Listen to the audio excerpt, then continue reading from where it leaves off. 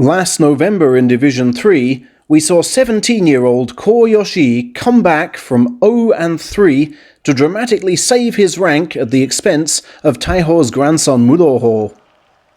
That winning score was his 10th in succession, but the third in a row secured in the final match, suggesting things were getting harder for the junior high school yokozuna. Ahead of January, his soon-to-be outgoing coach Tokitsukaze surely drove home the importance of a good start, or at least a better one than last time.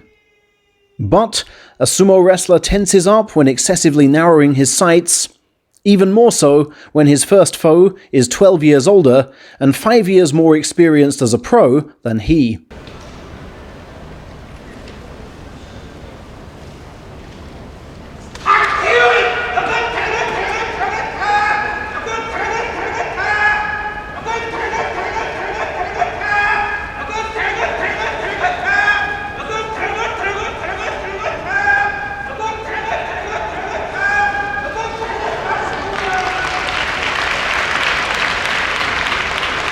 Ex-Saitama Sakai man Shiba, who would go on to enter an historic 9-man playoff for the January title, was well in control once his favoured outside right was buttressed with an inside left.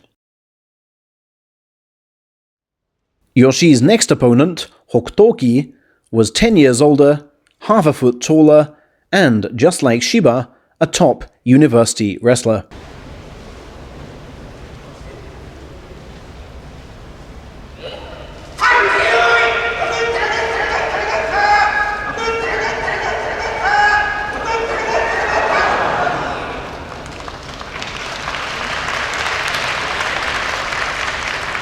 The kid's elbow block does little to halt the advance of the huge man, whose long arm simply reaches round to take the belt and dictate affairs.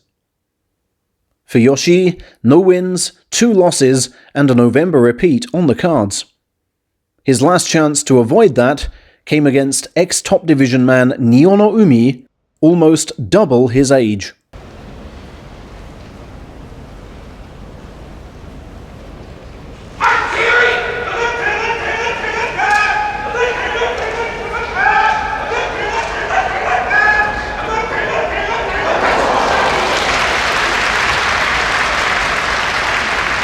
I doubt even he can explain how he did it, but the kid recovered from a side-on stance to retain his footing, botch his attempt to throw away the beads he caught hold of, but still find the time to slam his wildly charging foe into the ground. 3 straight defeats avoided, and, in a manner suggesting Lady Luck was both present and helping. Well might he have vowed to take more risks, starting with this match against 34-year-old Shosei.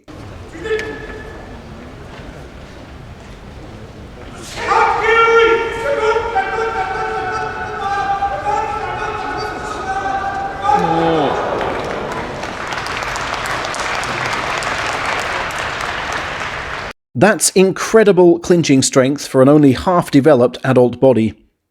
The first clinch fails because of the conceded belt grip, but the second one, combined with left leg positioning, is out of this world.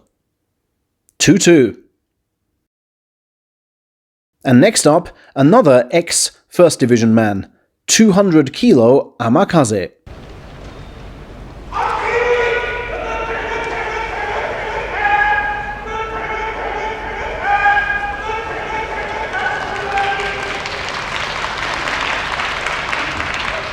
The giant's right knee looks increasingly suspect these days, but Yoshii is now proving beyond doubt he can drive forward at this level. It was a concern of his last year. That meant he could secure his rank-enhancing 4th win a match early this time against Ayano Umi, who turned pro a full 12 years before he did.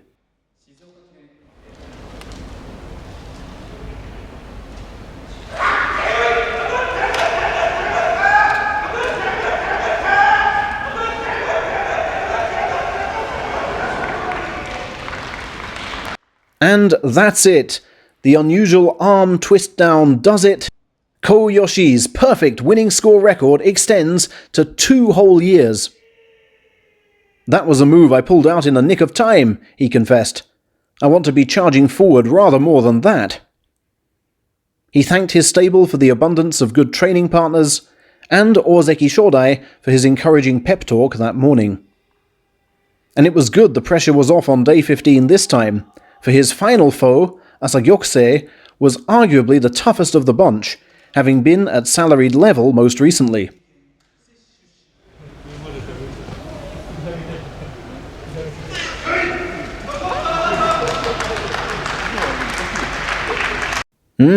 Interesting that. All of Yoshi's 3 defeats coming to university stars, who clearly have a hold over the kid who joined from junior high. Nevertheless, 4 wins against an entire field of first-time opponents, and, at his highest rank yet, is splendid. I know I have to start better, get my engine firing on all cylinders straight away, he insisted, especially if I go up to Division 2 in future. But after all these late recoveries, you just think, maybe that's how it goes with me. For now, I've got to make sure I'm fully convinced with my pre-tournament routine. He's got the Sumo brains to work it out, I'm sure. Tokitsukaze stable may have its current problems, but core Yoshii is not one of them.